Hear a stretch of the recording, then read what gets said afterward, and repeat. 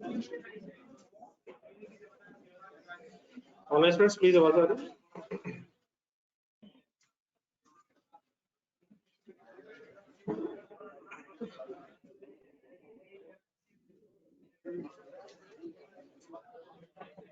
Online students please आवाज आ रही है? पेज नंबर 67 पे क्वेश्चन नंबर 1 पे आ जाएंगे।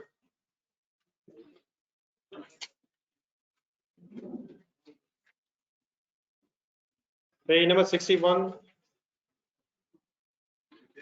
कल वाला रिवाइज है, सॉरी 67 पेज 67 क्वेश्चन नंबर 1। तो कल से रिलेटेड कंफ्यूजन तो नहीं?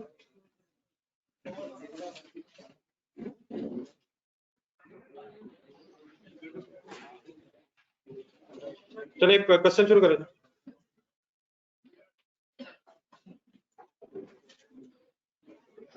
इसकी रिक्वायरमेंट होने दो। Prepare statement of changes in equity for the year ended 31 दिसंबर 2012। सबसे पहले हिस्सा करें, जरा रजिस्टर का कहीं निकालो।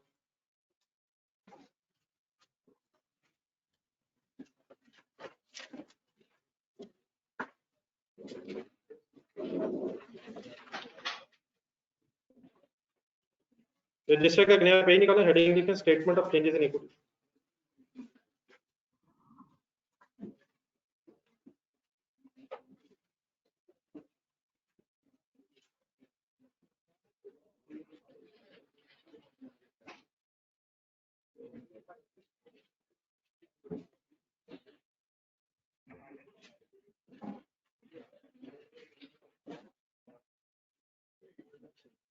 सबसे पहले ये जरा डिस्कस कर लेते हैं कि ये statement of changes in equity क्यों बनाई जा रही है, ये कैसे बनती है, इसका मकसद क्या है, ये है क्या। हेडिंग लिख के जरा रुक जाइएगा। स्टेटमेंट ऑफ फाइनेंशियल पोजीशन जरा ज़हन में लाएं। Statement of financial position, statement means एक पेज है। स्टेटमेंट, उस पेज को, स्टेटमेंट ऑफ फाइनेंशियल पोजीशन वाले पेज को बनाने का मकसद ये है कि हम शेयर होल्डर्स को एसेट्स की डिटेल, लायबिलिटीज की डिटेल और इक्विटी की डिटेल दे सके। Non current assets, current assets, non current liabilities, current liabilities, equity, assets, liabilities और इक्विटी की इंफॉर्मेशन देने के लिए स्टेटमेंट ऑफ फाइनेंशियल पोजीशन बनाई जाती है। सही कहा मैंने? स्टेटमेंट ऑफ प्रॉफिट और लॉस बनाने का मकसद इनकम्स और एक्सपेंसेस लिख के प्रॉफिट या लॉस की इंफॉर्मेशन देना स्टेटमेंट ऑफ प्रॉफिट और लॉस का मकसद है। इसी तरह statement of changes in equity बनाने का भी तो कोई मकसद होगा। तो आए जरा इन वर्ड्स पर जरा गौर करें। स्टेटमेंट मीन्स पेज है, ये भी एक सफा है। इस सफे पे हमने करना क्या है, इक्विटी के जो हेड्स है उनमें जो चेंज है उस चेंज को स्पेसिफाई करना। इक्विटी के हेड्स जहन में लाने की कोशिश करें, जरा स्टेटमेंट ऑफ फाइनेंशियल पोजीशन जहन में बनाएं। इक्विटी की हेडिंग में आपको 4 चीजें पता चल चुकी हैं। Share capital, retain share capital, share premium, retained earnings और रिवैल्यूएशन सरप्लस। इसके अलावा भी चीजें हैं लेकिन फिलहाल आपको 4 पता है। Share capital, share premium, retained earnings and revaluation surplus. बार बार एक मैं वर्ड यूज करूंगा, कंपोनेंट्स ऑफ इक्विटी। तो कंपोनेंट ऑफ इक्विटी से मुराद फिलहाल ये 4 है। तो इक्विटी के इन कंपोनेंट्स में ड्यूरिंग द ईयर क्या चेंज आई है, क्या चेंज आई है, ये बताना इस स्टेटमेंट का मकसद है। अब चेंज का मतलब क्या है, अपने ज़हन में जरा एक शेयर कैपिटल का लेजर खोलना होगा। लेजर में brought down share capital, further share issue हो सकता है, क्या एंट्री करेंगे, cash debit share capital credit, premium भी आ सकता है, बोनस शेयर्स भी हो सकते हैं, बोनस शेयर्स की entry, dividend debit share capital credit. ये जो हमने 2 ट्रांजैक्शंस बोली हैं फिलहाल, इन ट्रांजैक्शन से हमारा शेयर कैपिटल चेंज हो जाए। और डेफिनेटली चेंज का मतलब इंक्रीज भी हो सकता है और डिक्रीज भी हो सकता है। इंक्रीज की वजह से भी चेंज आ सकती है और डिक्रीज की वजह से भी चेंज आ सकती है। लेकिन फिलहाल आपको जो शेयर कैपिटल का पता है उसमें अभी हमें इंक्रीजेस का ही पता है। इसमें डिक्रीज भी एक वजह से हो जाती है लेकिन वो शायद 1 आध दिन बाद में बताते हैं।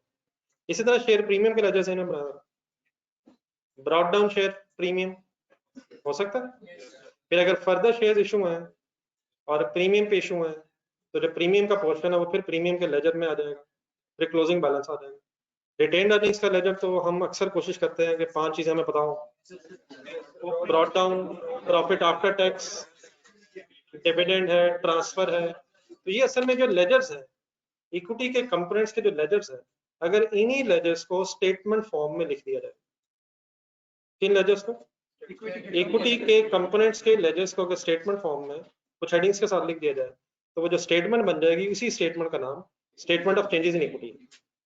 जिस तरह जरा कंडी IAS 16 जेन में लाया था, प्रॉपर्टी प्लांट इक्विपमेंट, जब हम स्केड्यूल बनाते थे, स्केड्यूल बना, कितने कॉलम होते हैं उसमें, जितने एसेट्स की क्लासेस होती हैं, इक्विपमेंट, बिल्डिंग वगैरह, फिर अगर एक से ज्यादा हो तो टोटल का कॉलम भी होता है। उसमें हम एसेट अकाउंट और एक्यूमुलेटेड एप्रिसिएशन अकाउंट के लेजर्स को स्टेटमेंट फॉर्म में लिखा करते थे।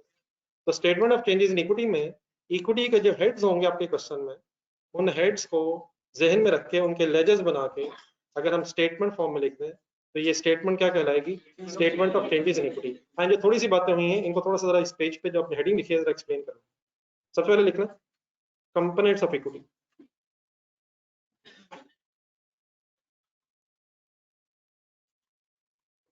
और यहां तक आपको 4 कंपोनेंट्स का पता, उसकी लिस्ट बना लें। शेयर कैपिटल, शेयर प्रीमियम,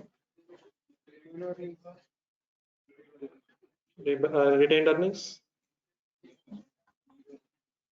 थोड़ा सा अगर हो सके तो ये सीक्वेंस भी ध्यान में रखना, और evaluation surplus.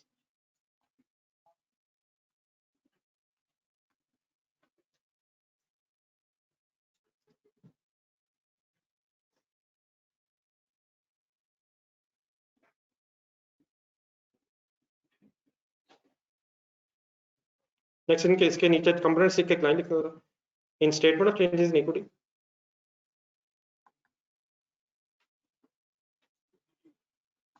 in statement of changes in equity,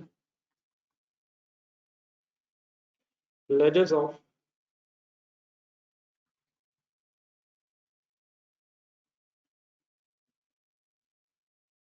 components of equity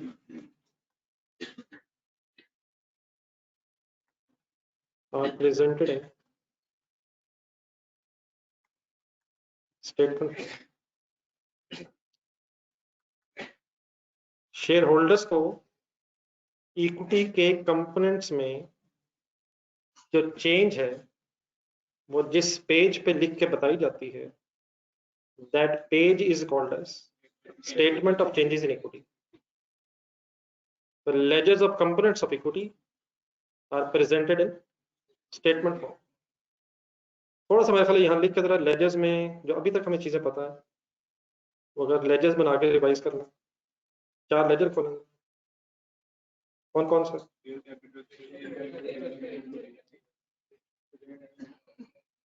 share capital, जो लोग लिख रहे हैं जरा लिख रहे हैं, सेंटेंस लिख पाता।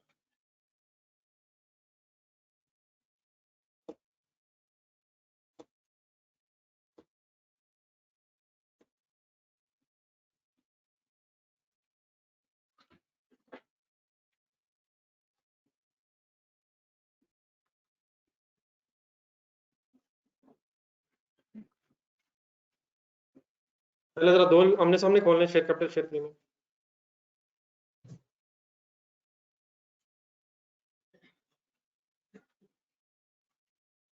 और बनवा दें जरा पहले,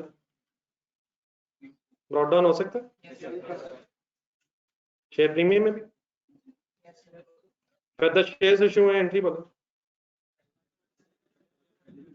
अगर ये कैश नॉमिनल वैल्यू से ज्यादा है तो नॉमिनल वैल्यू शेयर कैपिटल के लेजर में और एक्स्ट्रा अमाउंट शेयर प्रीमियम के लेजर में चली जाएगी। कंपाउंड एंट्री शायद मैंने की है, कैश डेबिट नॉमिनल अमाउंट से शेयर कैपिटल क्रेडिट और अबव नॉमिनल अमाउंट से शेयर प्रीमियम क्रेडिट।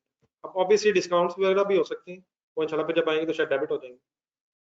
ठीक है, बोनस शेयर्स को भी रहने दें, बस इतना काफी है, ये 3 चीजें लिखना। बोनस शेयर्स की एंट्री में क्या होता है वो फिर अभी क्वेश्चन करते हुए रिवाइज कर लेते हैं बस ये फिलहाल दो ये तीन चीजें, opening, further issuance of shares और क्लोजिंग बैलेंस।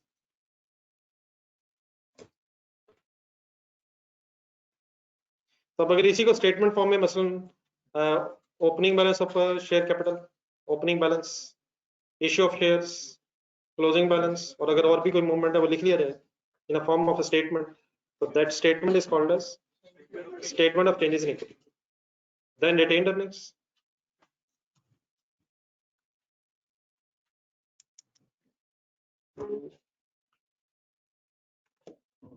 रिटेन्ड अर्निंग्स का लेजर मेरे काफी दफा डिस्कस हुआ है, जरा खुद से सोच कर लिखें, इसमें 5 चीजें पूरी करना। ओपनिंग से क्लोजिंग तक आए जरा। ओपनिंग प्रॉफिट, अगर टैक्स इन्वॉल्व है तो प्रॉफिट आफ्टर टैक्स आएगा। किस तरफ आएगा profit after tax? Profit after tax, ठीक है। ट्रांसफर से पहले जरा डिविडेंड, डिविडेंड किस तरफ आएगा? डिविडेंड की वजह से रिटेन्ड अर्निंग्स बढ़ जाएंगी। देन डिविडेंड के बाद ट्रांसफर ऑफ सरप्लस में एंट्री बोले, रिटेन्ड अर्निंग्स के लेजर में क्रेडिट साइड पे आएगी figure evaluation surplus debit, retained earnings credit. Opening balance plus profit plus transfer of surplus minus dividend is equal to closing balance. Then revaluation surplus के laser में brought down surplus, अगर कोई asset revalue किया और surplus आ जाए, पहले करवा देते, एक मिनट रुकें, एंट्रीज रिवाइज करना। अगर रिवैल्यूएशन की है और सरप्लस आ गया, एसेट डेबिट होगा, सरप्लस के लेजर में क्रेडिट साइड पे फिगर आएगी। अगर सरप्लस पड़ा लॉस आ जाए, सरप्लस पड़ा लॉस आ जाए, asset credit, asset credit surplus debit, जितना एक्स्ट्रा लॉस होगा तो प्रॉफिट लॉस में जाएगा, उसका ध्यान ताल्लुक नहीं। जितना सरप्लस पड़ा है उतने तक का लॉस पहले एडजस्ट हो जाएगा, तो डबल एंट्री बन जाएगी सरप्लस डेबिट एसेट क्रेडिट। ये बोलना नहीं है सर। और ऑब्वियसली फिर अगर ट्रांसफर ऑफ सरप्लस है तो surplus debit retained earnings credit.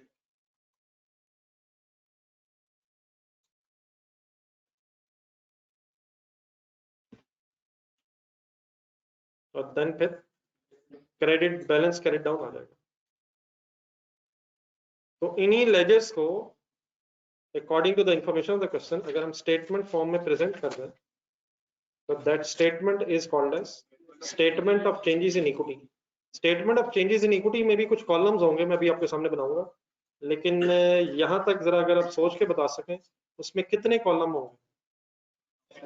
ये मैंने उसी तरह एक सवाल पूछा आपसे जिस तरह उस जमाने में पूछता था जब हम स्केड्यूल बनाते थे। तो जो schedule of property plant in equipment होता था उसमें कितने कॉलम होते हैं, जितने आपके क्वेश्चन में एसेट्स की क्लासेस होती हैं उतने कॉलम्स, और अगर एक से ज्यादा क्लासेस हो तो फिर आप टोटल भी बनाते हैं।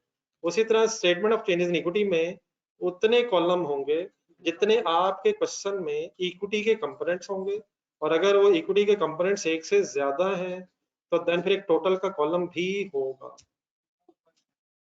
अभी हमने 4 लिख लिए हैं, और जब और भी कंपोनेंट्स आएंगे तो अकॉर्डिंगली सोचेंगे, लेकिन जरूरी नहीं कि हर क्वेश्चन में सारे कंपोनेंट्स हों। क्वेश्चन देखा करेंगे, फिर क्वेश्चन के मुताबिक जितने इक्विटी के कंपोनेंट्स मौजूद हैं उतने कॉलम बनाएंगे, और अगर वो एक से ज्यादा अवेलेबल हैं तो देन एंड में एक टोटल का कॉलम भी बनाया करेंगे।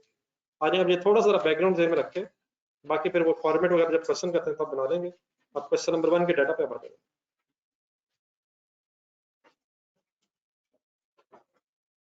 ये कोई मुश्किल वैसे स्टेटमेंट नहीं है, शायद इसका कॉन्सेप्ट सारा यही है, तो आराम से आप आए और डाटा पढ़ें। SCCL पेज नंबर 67 का बिट है। आगे सर पेज नंबर बदल गया है, बुला दे मायूसी पहले बुला दे। Page number 67 mid of the page, SCCL, a company listed in Pakistan Stock Exchange। बेटा डिस्टर्बेंस नहीं करनी यार, sir ji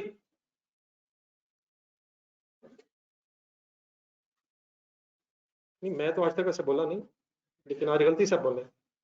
SCCL is a listed company on Pakistan Stock Exchange in the process of finalization of its accounts for the year ended 31st December 2012. Following information is available. Shareholders' equity at 31st December 2011 and 10 consist of, हमारा year and क्या है? 31st December 12 वाला year जो and हो रहा है, start कब होगा? 1 जनवरी 12 जहन में रख के 1 जनवरी 12 जहन में रख के दोबारा ये डेट्स पढ़ना।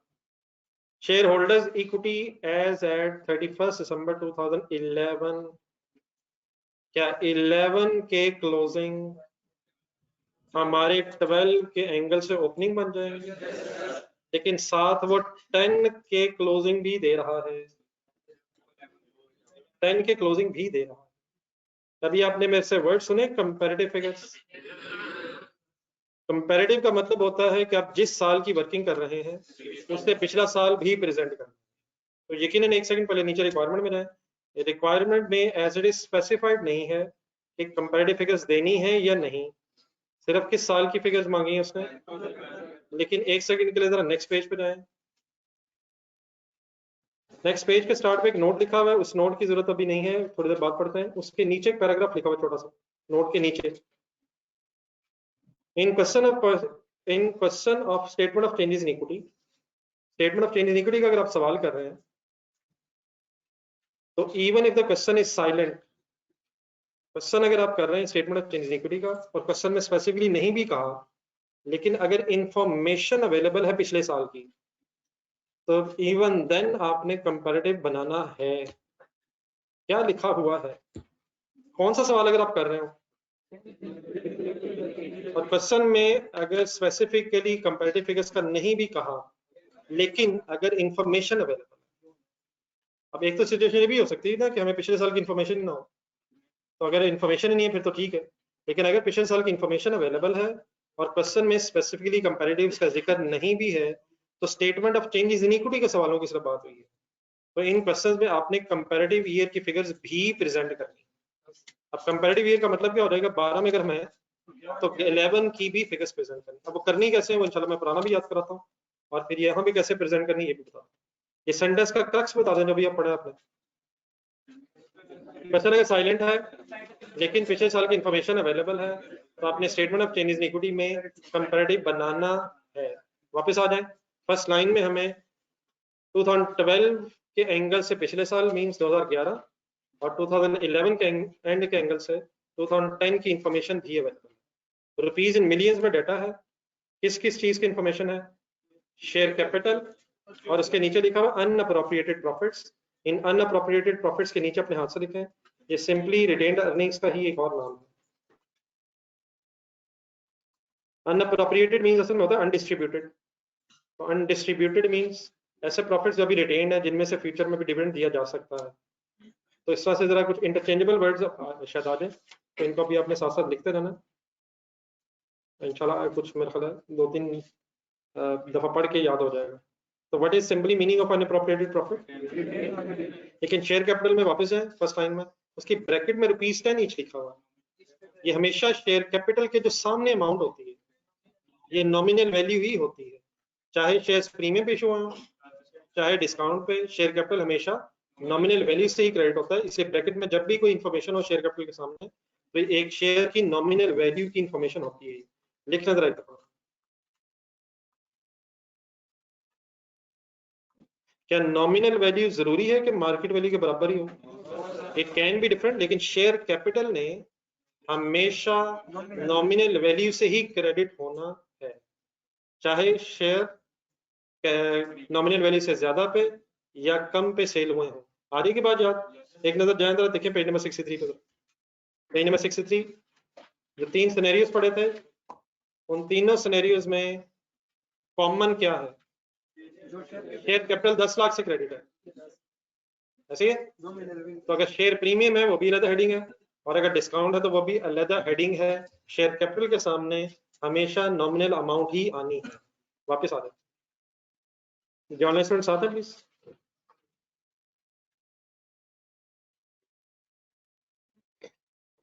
देन कर लीजिए पॉइंट नंबर 2 पे आ जाए। प्रॉफिट आफ्टर टैक्स दिया हुआ 2010 का, 11 का, 12 का, मिलियंस में फिगर्स है, 4000 समथिंग। पॉइंट नंबर 3 में cash dividends and bonus declared paid during the last 3 years were as follows. एक टेबल बना हुआ, इस टेबल में कुछ कैश डिविडेंड और बोनस शेयर्स की इंफॉर्मेशन अवेलेबल है, ऐसे ही। लेफ्ट साइड पे देखिए टेबल से बाहर 2010, 11 और 12 के डिविडेंड्स अवेलेबल है, ऐसे ही सर। 2010 के सामने रो में जाएं, 10% 2010 में इंटरम कैश डिविडेंड था। 2010 में फाइनल कैश डिविडेंड और इंटरम बोनस शेयर्स नहीं थे, लेकिन 2010 में फाइनल बोनस शेयर्स 20% थे। ये मैं सही पढ़ रहा हूँ? 2011 में कैश डिविडेंड फाइनल है, बोनस शेयर्स इंटरम भी हैं और फाइनल भी हैं। याद आ रही है कल वाली बातें? और सिमिलरली 12 में भी फाइनल और इंटरम बोनस और फाइनल बोनस मौजूद हैं। इंटरम्स जहां ऊपर हेडिंग्स हैं इस टेबल में, उनके साथ एक स्टार लगा हुआ है, वो स्टार नीचे टेबल के एक्सप्लेन हुआ हुआ एक लाइन में मिल जाएगा। टेबल के नीचे interim dividend bonus was declared at the time of announcement of the half yearly financial results। का मतलब 6 मंथली फाइनेंशियल स्टेटमेंट जब बनी है तो इंटरम उस वक्त डिक्लेयर हुआ है। मसलन फॉर एग्जांपल 2012 ईयर एंड हमारा जिस ईयर में हम इस वक्त मौजूद है, 2012 के डिविडेंड्स ढूंढना था। 2012 में कोई इंटरम डिविडेंड है? कौन सा वाला है? बोनस इंटरम बोनस है, 5% इंटरम बोनस है। ये किस डेट पे approximately according to this last sentence declare हुआ होगा? तकरीबन 30th जून। जब पिछले साल के इंटरम होंगे वो पिछले साल के 30th जून, जो उससे पिछले साल के इंटरम होंगे। तो इंटरम्स जो हैं वो जिस साल के हैं शायद उसी साल के मिड में कहीं डिक्लेयर हुए। फाइनल कब डिक्लेयर हुआ? नहीं, ये कहाँ लिखा? फाइनल एट द एंड हो गए हैं, ये कहाँ लिखा हुआ? किसके बारे में बताया हुआ है और किसके बारे में स्पेसिफिकली नहीं बताया हुआ है? ये तो बताया है कि किस साल के कितने कितने डिविडेंड हैं, और इंटरम को तो बता दिया है कि वो हाफ ईयर रिजल्ट्स के साथ डिक्लेयर हुए हैं, लेकिन फाइनल के बारे में ये एग्जैक्टली स्पेसिफाइड नहीं है कि क्या ये ईयर एंड पे डिक्लेयर हुए हैं या ईयर एंड के बाद डिक्लेयर हुए हैं। देख लें, आपके सामने है। फाइनल के एंगल से बताया पॉइंट नंबर 3 में ये कब डिक्लेयर हुए? नहीं, वो तो हम अजम्पशन लेंगे ना बाद में। देखिए अजम्पशन बात की बात है, वो ठीक है, लेकिन पहले हमें क्या ढूंढना है कि क्वेश्चन में बताया हुआ या नहीं। मैं ये कहना चाहता हूँ कि इंटरम के एंगल से तो बताया हुआ, क्या ख्याल है? क्या बताया हुआ कि हाफ ईयरली रिजल्ट्स के वक्त ही डिक्लेयर, लेकिन फाइनल के एंगल से ऐसी कोई लाइन अभी हमें मिली नहीं है। आगे चले फिर बाद में इंशाल्लाह डिसाइड करते हैं। नंबर 4 पे राइट शेयर्स क्या होते हैं? पेज नंबर 64 पे इंग्लिश पढ़ के जरा फाइनल करना है। आज इंग्लिश में थोड़ा सेंटेंस फाइनल करना। Shares issued to existing shareholders in proportion to the existing number of shares against consideration। Double entry भेजे मेरी तरफ। प्रीमियम डिस्काउंट आ सकता है? मैंने तो कहा था कि बोनस शेयर्स में नहीं आता। बोनस शेयर्स और चीज है, ये तो राइट शेयर्स है। राइट शेयर्स में कैश आता है और देयरफॉर वो कैश नॉमिनल वैल्यू से कम ज्यादा हो सकता है, तो ये राइट शेयर्स की बात है। और सेंटेंस पूरा करें। Right shares were issued on 30th November in the ratio of 4 right shares for every 5 share held by the shareholders। इनको तो अंडरलाइन करें। 30th November 2012 को राइट शेयर्स इशू हुए हैं और उसकी एक रेशो बताई गई है कि जिस शेयर होल्डर के पास पहले 5 शेयर से उसे 4 और मिले हैं, in the ratio 4 right shares for every 5 share is held by the share holder. जिसके पास 5 शेयर से उसको कितने मिले हैं? जिसके पास 10 होंगे, जिसमें एक फ्रैक्शन सॉर्ट ऑफ बन जाएगी, 5 के बदले 4, 5 थे तो 4 मिले हैं, तो कैलकुलेटर पकड़ना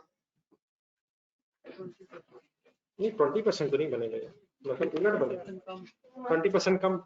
तो मिले कितने हैं? 5 के बदले 4 मिले, तो 4 डिवाइड बाय 5 करना, एक फ्रैक्शन बनी हुई है 4/5, तो 4/5 से 0.8 मीन्स इंटू 100 अगर करेंगे तो 80% है बेसिकली, 80% 4/5। लेकिन बहरहाल इसमें भी सोच सकते हैं, अगर 10 शेयर्स हैं तो कितने मिलेंगे?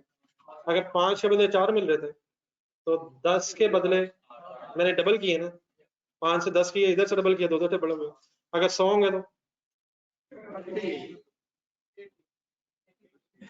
अगर 500 होंगे तो मेरे से भी बुरे हालात है, बड़ा मुश्किल हो गया सर आगे चलते वर्किंग करते हैं। यानी कि पढ़ाई की अगर कोई भी बात हो तो वो मुश्किल है। 2 + 2 कितना होता है? 9 होता ना, ये 9। ये टफ सवाल था, इंशाल्लाह कल मुझे लगता है आंसर देंगे। अरे काश ये भी कोई ऐप होती। Right issue was made at 18 rupees per share. ऊपर जाए, भागते जाए पॉइंट नंबर 1 में। एक शेयर की नॉमिनल वैल्यू कितनी है? तो 18 रुपए प्रीमियम पे बेचा है। प्रीमियम किसे बोलते हैं? नॉमिनल वैल्यू से जितना ऊपर होता है। तो 8 रुपया प्रीमियम पे एक शेयर बेचा है। अब यहाँ हमें डिसाइड करना पड़ेगा ये नंबर ऑफ शेयर्स कितने हैं और वो कैसे वर्किंग करेंगे, वो इंशाल्लाह शुरू करते हैं। रजिस्टर करो। ये सिर्फ एक क्वेश्चन शायद ऐसा है जो अगर आप समझ के कर लेंगे तो बाकी क्वेश्चंस तकरीबन 90% रिपीट होंगे।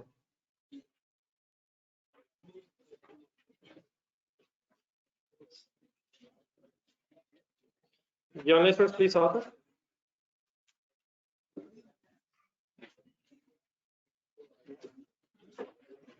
Just like any other statement, सबसे पहले बिजनेस नेम लिखें, CCL लिखा हुआ, T 0 disturbance,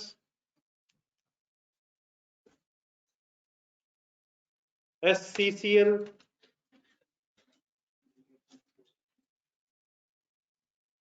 statement of changes in equity,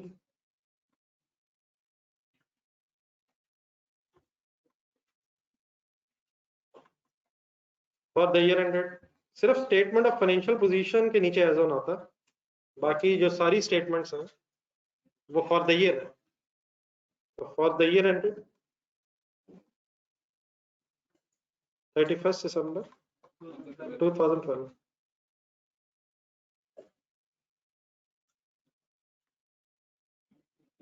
data millions में हो तो काइंडली यहाँ से ऑनवर्ड्स आपने भी मिलियन में वर्किंग करनी है, थाउजेंड्स में हो तो थाउजेंड्स में करें, और अगर रुपीज में हो तो फिर ठीक है रुपीज में करें। तो कहीं लिख लें जरा साइड पर, रुपीज इन मिलियंस।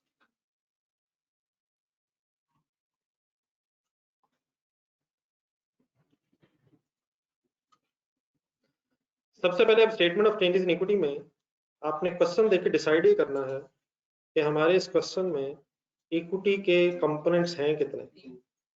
आराम से तसल्ली से रिवर्स वर्किंग शुरू कर लेते हैं। 10 9 तसल्ली से देख लें, जितने होंगे उतने ही बनाएंगे। ये 2-3 के बजाय इस तरह कर लेते हैं, क्या शेयर कैपिटल का बनेगा? एक हो गया, शेयर प्रीमियम तो है ही नहीं भाईजान। नीचे पॉइंट नंबर 4 में जाए, शुरू में शायद नहीं है, आ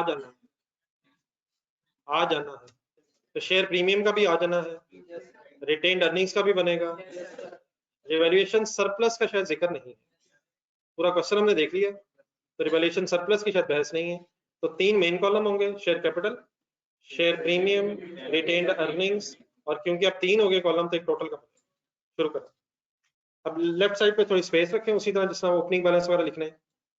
तो 3 कॉलम्स, शेयर कैपिटल,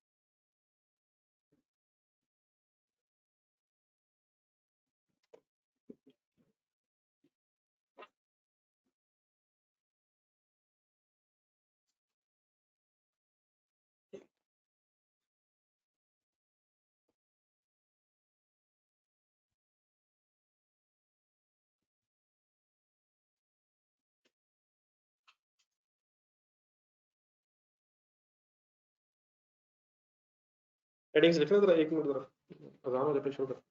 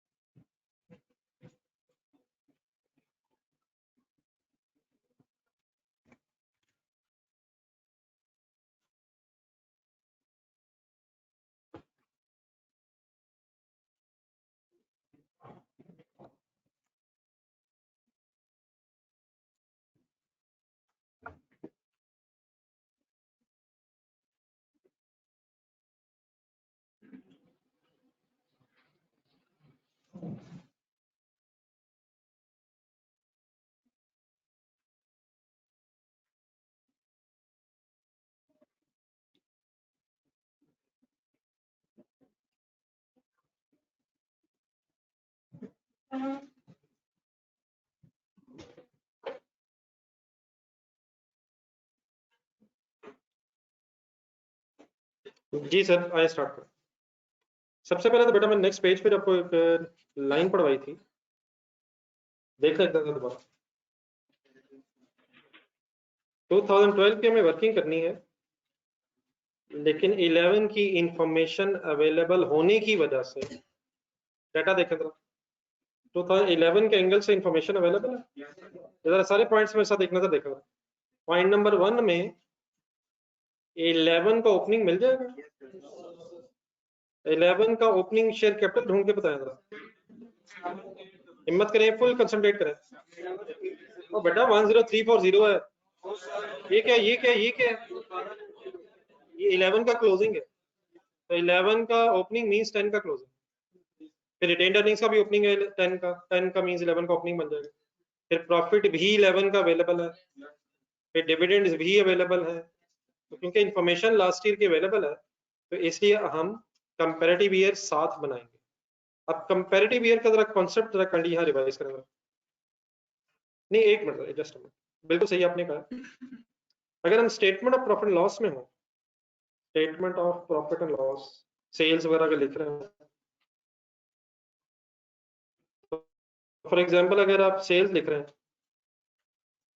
और आप 2012 में है, तो कंपैरेटिव बनाने का तरीका ये है कि 12 पहले और कंपैरेटिव ईयर के साथ बाद में आता है यार। इसी तरह फॉर एग्जांपल अगर आप स्टेटमेंट ऑफ फाइनेंशियल पोजीशन बना रहे हैं, इधर से बात आ रही है, अगर आप स्टेटमेंट ऑफ फाइनेंशियल पोजीशन बना रहे हैं, नॉन करंट एसेट्स में for example property plant equipment लिख रहे हैं, तो करंट ईयर पहले और कंपैरेटिव ईयर बाद में। जब हम स्केड्यूल बनाते थे तो उसमें जिन क्वेश्चंस में एक ही क्लास होती थी, तो उसमें भी करंट ईयर पहले, कंपैरेटिव बाद में।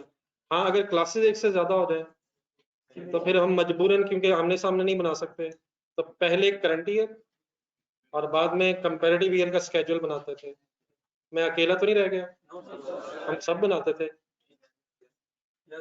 सिमिलरली यहाँ भी अब कंपैरेटिव बनने हैं, लेकिन चेंजेस इन इक्विटी में कंपैरेटिव बनाने का तरीका ये होता है, पहले करंट ईयर की बजाय कंपैरेटिव ईयर और बाद में करंट ईयर। मीन्स से हम पहले इस क्वेश्चन के मुताबिक 11 की वर्किंग करेंगे और फिर 12 की। तो स्टेटमेंट बननी है, तो statement of changes in equity में अगर कंपैरेटिव बनाना हो तो तरीका क्या है, पहले कंपैरेटिव ईयर और फिर करंट ईयर, विच मींस पहले 2011 और फिर 12। मींस से फॉर एग्जांपल हम स्टार्ट करेंगे 1 जनवरी 2011 से और पहले स्टेटमेंट को एंड करेंगे 31 दिसंबर 11 पे। 11 के जो क्लोजिंग होंगे वो 12 के एज इट इज ओपनिंग होंगे, और फिर फाइनली अपनी स्टेटमेंट को एंड करेंगे 31 दिसंबर 2012 पे। Let's start the question. मसलन फॉर एग्जांपल पहली लाइन से कुछ देखनी है आपने, मेरी सारी बहस के बाद पॉइंट नंबर 1 में आएगा। फर्स्ट सेंटेंस मेरा ये होगा, ओपनिंग बैलेंसेस लिखने हैं मैंने, balance as on 1 January 11।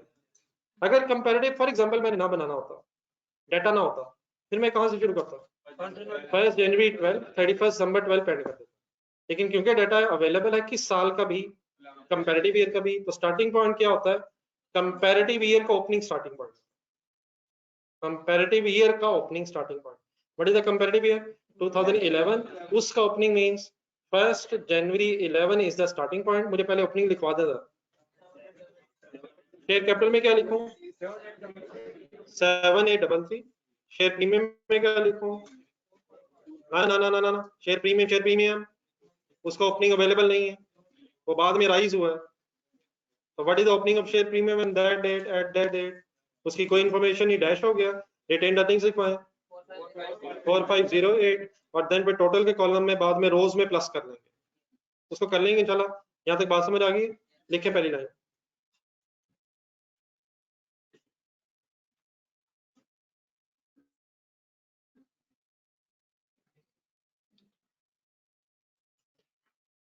Comparative अगर बनाना है तो starting point is the comparative years opening balance.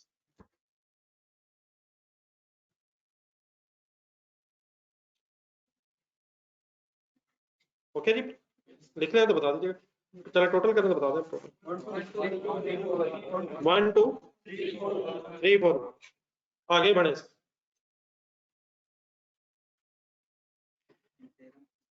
नहीं नहीं, ठहर,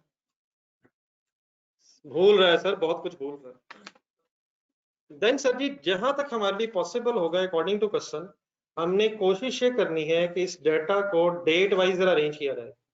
मींस फॉर एग्जांपल आप 1 जनवरी 11 से अपने शुरू किए एंड हमने करना है 31 दिसंबर 11, तो इस 2011 वाले साल में जहां तक हमारे पास इंफॉर्मेशन अवेलेबल है, हमने इस डेटा को सीक्वेंस में डेट वाइज अरेंजमेंट इसका करना है। ठीक है, तो सीक्वेंस में अरेंजमेंट कैसे होता है, आए जरा इंफॉर्मेशन पढ़ते हैं। पॉइंट नंबर 1 से तो ओपनिंग उठा ली हमने।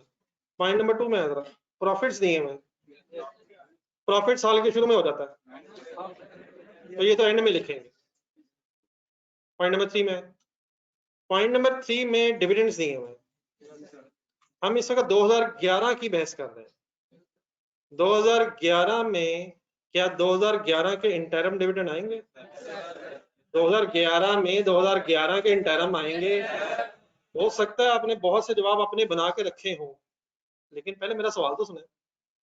क्या 2011 में 2011 के इंटरम आएंगे? वो लेकिन मिड ऑफ द ईयर कहीं आएंगे, तो शायद प्रॉफिट फॉर द ईयर से पहले, प्रॉफिट फॉर द ईयर से पहले मिडिल ऑफ द ईयर हमें कोई इंटरम डिविडेंड ऑफ 11 का डिसीजन लेना चाहिए। लेकिन एक और चीज अब हमें फाइनल करनी पड़नी है। पॉइंट नंबर 3 में फाइनल डिविडेंड्स भी हैं, लेकिन फाइनल डिविडेंड्स का प्रॉब्लम ये है कि इनकी शायद date of declaration specifically available नहीं है। ये अवेलेबल है, ये तो पता है किस किस साल के हैं, लेकिन ये डिविडेंड्स उन सालों में कब डिक्लेयर हुए हैं, इसकी कोई ऐसा स्पेसिफिक इंफॉर्मेशन ना मिलने की वजह से हमें जरा इसी पेज के स्टार्ट पे जाना है जहां सवाल है, जहां सवाल है उसी पेज के जरा स्टार्ट पे जाना है। हमने कल कोई समरी सी पढ़ी थी, उसके जरा एंड वाली लाइंस में है, स्टार्ट सेकंड लास्ट है, थर्ड लास्ट पर है शायद, थर्ड लास्ट पॉइंट। अगर हमें इंफॉर्मेशन और डेट्स की, तो इंटरम जिस साल का हो उसी साल में डिक्लेयर हुआ होगा, लेकिन अगर फाइनल है तो जिस साल का हो उसके बाद डिक्लेयर हुआ। तब आए जरा फाइनल में अप्लाई करवाएं। पॉइंट नंबर 3 नीचे फाइनल, फाइनल की स्पेसिफिकली डेट्स ऑफ डिक्लेरेशन ना होने की वजह से अब हमें किस तरफ जाना पड़ रहा है कि फाइनल जिस साल से रिलेटेड होगा उससे अगले साल में डिक्लेयर हुआ होगा। तो हम इस वक्त किस साल की वर्किंग कर रहे हैं? 11 की। 11 में फाइनल डिविडेंड 11 का भी तो डिक्लेयर हुआ है, भी तो हुआ है, वो भी तो हुआ है, वो भी तो हुआ है। डोने डोने डोने 11 में फाइनल डिविडेंड डिक्लेयर हुए, कैश डिविडेंड भी है फाइनल, और बोनस शेयर्स भी है फाइनल। हिम्मत फुल हिम्मत, 11 में 11 में 11 में 11 में। लेकिन 11 वाले जो फाइनल है ये किस साल रिकॉर्ड होंगे? 12 में, नेक्स्ट ईयर। लेकिन 10 वाले जरा फाइनल ढूंढे, 10 वाला फाइनल एक ही है शायद, 20% बोनस शेयर्स, 20% बोनस शेयर्स। ये किस साल वाला डिविडेंड है? 10 वाला। ये कब डिक्लेयर हुआ होगा? 11 मई डिक्लेयर हुआ होगा। समझ आती है कुछ? अब 11 मई ये कब डिक्लेयर हुआ होगा? नेक्स्ट सवाल ये है, 11 मई क्या ये 11 के शुरू में डिक्लेयर हुआ होगा, 11 के मिड में या 11 के एंड में?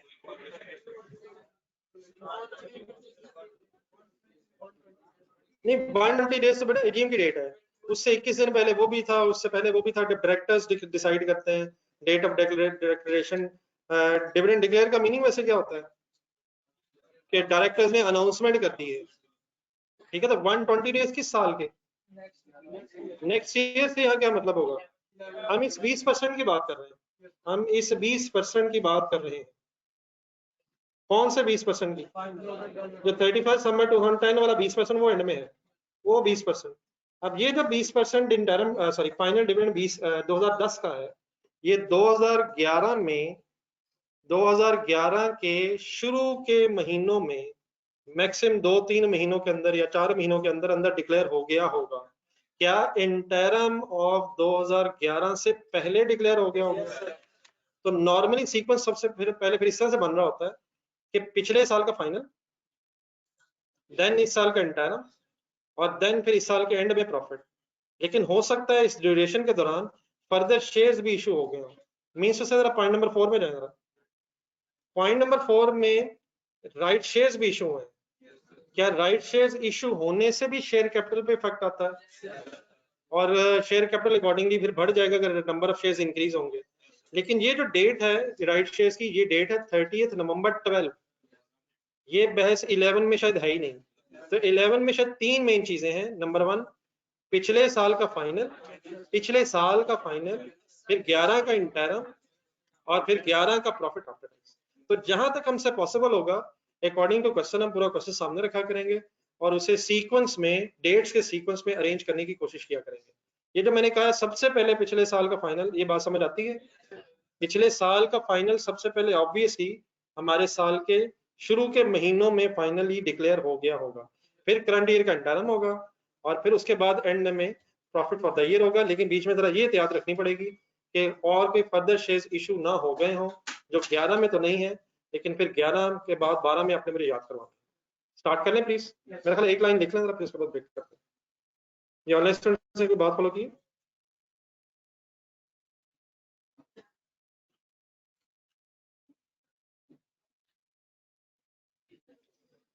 जी सर, नेक्स्ट टाइम में लिखनी नहीं आपने। ये एक क्वेश्चन काइंडली समझ के कर लें, इंशाल्लाह बाकी आप नहीं करवाने। नेक्स्ट लाइन में बड़ा मैंने लिखा फाइनल। अब जरा क्वेश्चन का डाटा देखना, पॉइंट नंबर 3 में मिस होगा।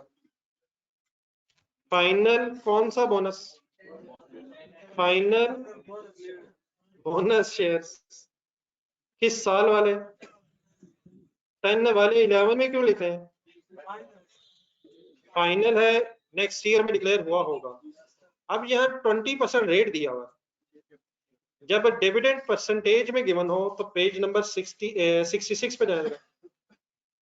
पेज नंबर 66 के एंड में जो एक पैराग्राफ पर पड़ा था, अगर डिविडेंड परसेंटेज में दिया हो, अगर डिविडेंड परसेंटेज में दिया हो तो वो परसेंटेज किससे मल्टीप्लाई होती है?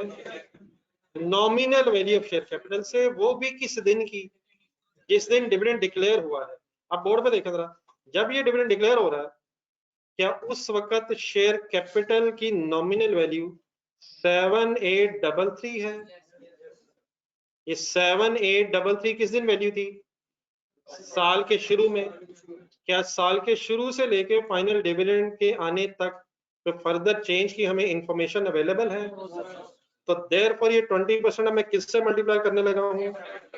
किससे करने लगा हूँ का मतलब nominal value of share capital से मल्टीप्लाई करने लगा हूँ, जो उस वक्त एग्जिस्ट करती है जिस वक्त ये बोनस शेयर्स का 20% डिविडेंड डिक्लेयर हुआ होगा।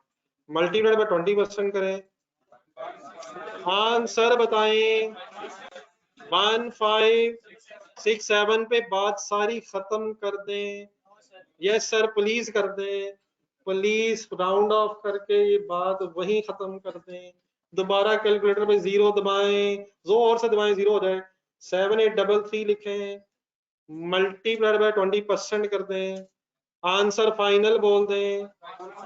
1567 की डबल एंट्री बोनस शेयर्स की मेरी तरफ भेज दें।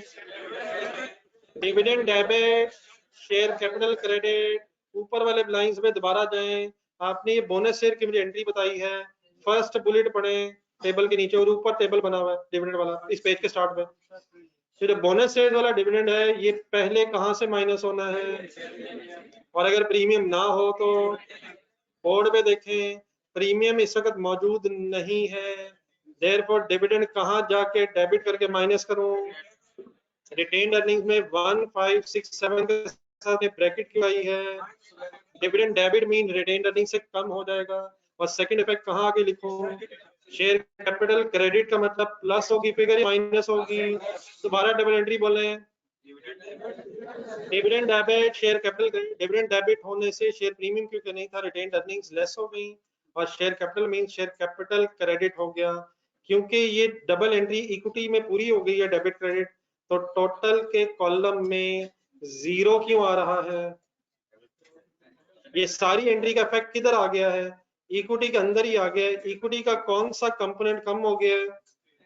रिटेन्ड अर्निंग्स वाला। और इक्विटी का कौन सा कंपोनेंट बढ़ गया है? तो टोटल में जीरो। कोई सरप्राइजिंग न्यूज नहीं है। Any confusion? यहाँ तक ब्रेक कर लें, ब्रेक के बाद इंशाल्लाह दोबारा मिलते हैं।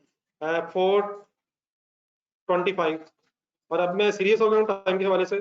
4:25 मीन्स 4:25 पे इंशाल्लाह क्लास स्टार्ट हो गया। वजू करना है बच्चों को, आहिस्ता आहिस्ता इंशाल्लाह बच्चों को काबू करते हैं स्कूल में। ठीक है, 4:25 कर लें।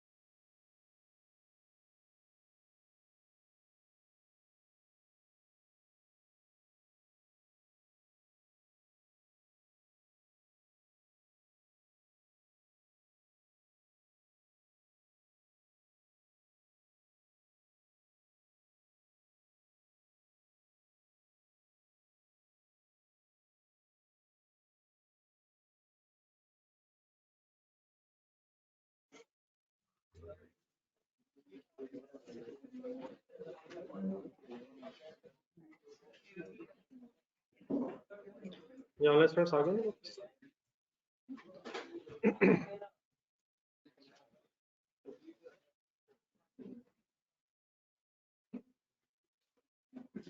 जी ये फर्स्ट टू लाइन समझ आ गई जी।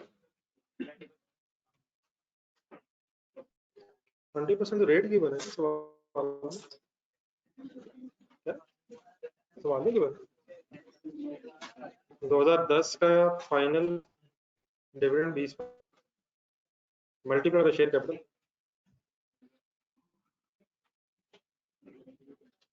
चलिए जी आगे चलवाएं। नेक्स्ट क्या है? फाइनल बोनस शेयर्स 2010 के 11 में आगे। नेक्स्ट नहीं सर जी, प्रॉफिट आफ्टर टैक्स से पहले और होना नहीं यार, अभी तो बात हुई है। दोबारा देखें सारा डेटा। 11 का इंटरम ढूंढे।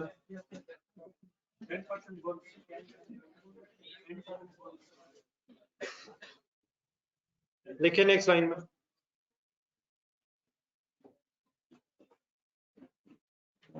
Interim bonus 2011।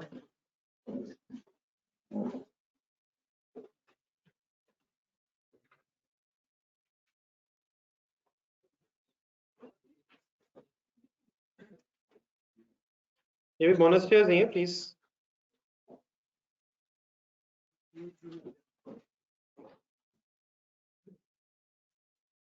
परसेंटेज बताएं। इंटरम बोनस शेयर्स 2011, इसकी वर्किंग का तरीका सुने जरा। पेज नंबर 66 का जो आखिरी पैराग्राफ ना, इसको सीरियस लेना जरा।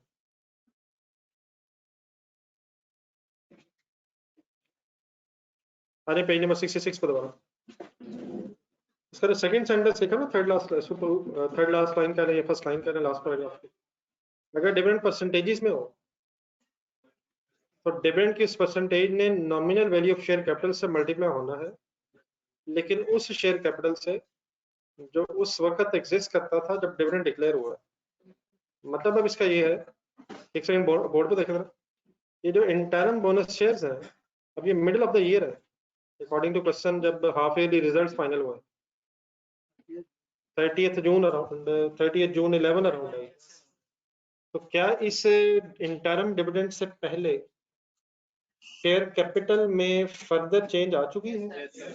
अब 7833 तो ओपनिंग था, लेकिन इंटरम बोनस शेयर से पहले फाइनल बोनस शेयर्स की एडजस्टमेंट की वजह से शेयर कैपिटल की फिगर अब चेंज हो चुकी है।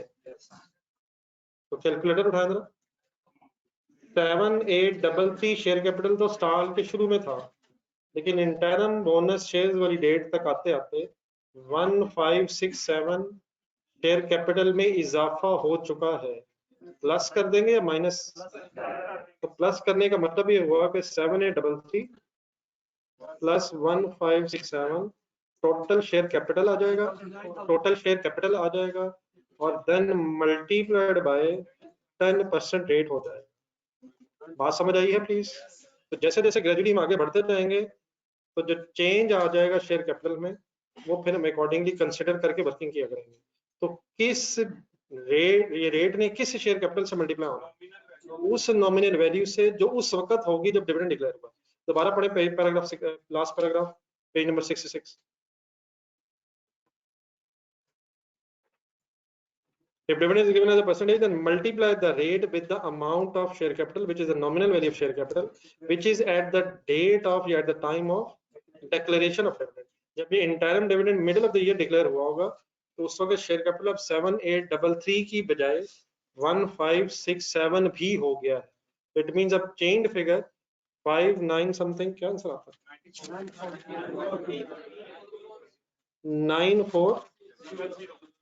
9400 का जो शेयर कैपिटल है, ये फिर उस स्टेज पे एग्जिस्ट करता है जिस स्टेज पे इंटरम बोनस शेयर्स 2011 के डिक्लेयर हुए।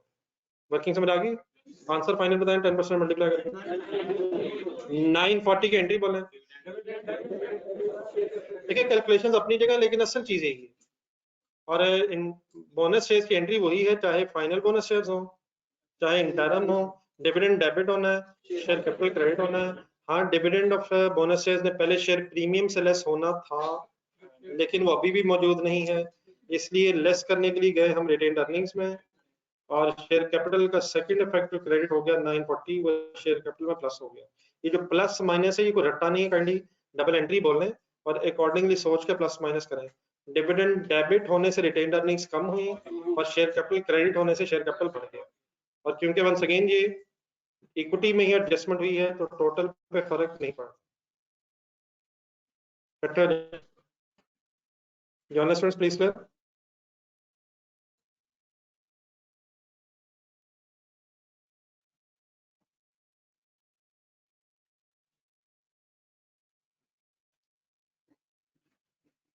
Any confusion?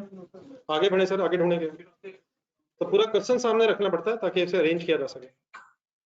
एक शेयर इश्यूएंस भी तो है यार, राइट शेयर्स, वो 12 में है, तो अभी हम 11 की वर्किंग फाइनल कर रहे हैं। तो फाइनली पॉइंट नंबर 2 में 11 का प्रॉफिट बताएं। Profit after tax, profit after tax 2011 4944 respectively दिया हुआ, ढूंढने जरा। 4944 किस कॉलम में लिखूं, प्लस करूं या माइनस करूं? Add means profit after tax plus हो जाएगा, और किस कॉलम में लिखूं? नहीं टोटल में तो आ ही जाएगा, सिर्फ रिटेन्ड अर्निंग्स में ही आना, टोटल में भी 4944 एज इज आ जाएगा। Any confusion? 2011 की और 2010 का जो प्रॉफिट है वो क्या 2011 में आएगा या 10 में आ चुका होगा?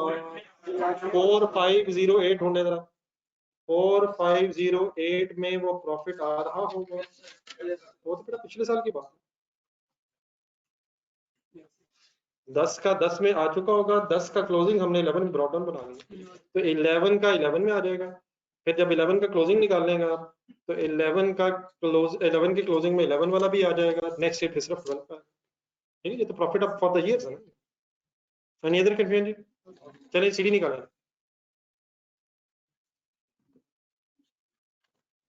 Balance as on 31 December 2011,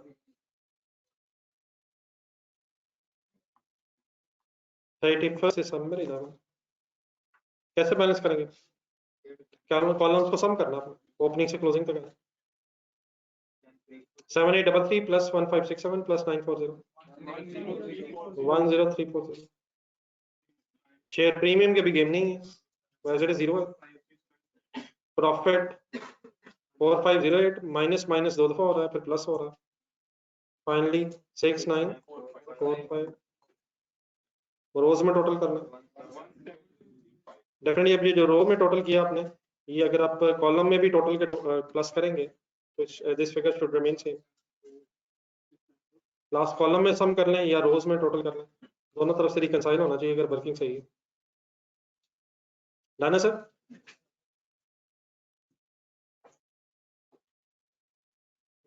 total ठीक है, आगे बढ़े सर। रिक्वायरमेंट देखें, किस साल की वर्किंग करनी थी, हमने 11 की कर ली, ये क्यों की? कंपैरेटिव। अब आ रहे 12 पे, 12 का स्टार्ट कहां से होगा? बैलेंस एज ऑन 1 जनवरी 12, लेकिन बेटा आपको दोबारा लिखने की जरूरत नहीं है, जरा बोर्ड पे देखें एक सेकंड। क्या 31 दिसंबर 11 वाली जो फिगर्स है यही एज इट इज ओपनिंग बननी है? तो अगर आप क्लोजिंग डेट लिख रहे हैं इवन देन इसी क्लोजिंग ओपनिंग बनना है। और एक तरीके से ये भी हो सकता है, बोर्ड पे देखा था कि हम 31 दिसंबर 2011 की जगह 1 जनवरी 12 लिखते हैं, क्या बात एक ही है? तो इसलिए दोबारा लिखने की जरूरत नहीं है, बस आपने जो 31 दिसंबर 11 लिखा है वही अंडरस्टूड बात है कि किस साल का ओपनिंग है, नेक्स्ट ईयर का ओपनिंग है, और उसको दोबारा एज इट इज आप लिखने की यहाँ कोई जरूरत नहीं है। कौन से साल का क्लोजिंग कौन से साल में ओपनिंग बन गया? 11 का क्लोजिंग 12 का ओपनिंग बन गया। अब आ जाए 12 में और 12 की गेम ऑन करें। वंस अगेन पहले 12 का अरेंजमेंट एक कर लें कि किस सीक्वेंस में चीजें आनी है, उसके बाद फिर लिख लेते हैं। आने पहला डाटा देख लेते हैं, क्वेश्चन रखे सामने, कुछ एक्स्ट्रा इश्यूज आए सही तरह फाइनल करें। सबसे पहले 12 में अब क्या आएगा, 11 के फाइनल। अब 11 के फाइनल भी 2 है, ध्यान ध्यान ध्यान ध्यान ध्यान ध्यान। 11 के डिविडेंड्स ढूंढना जरा।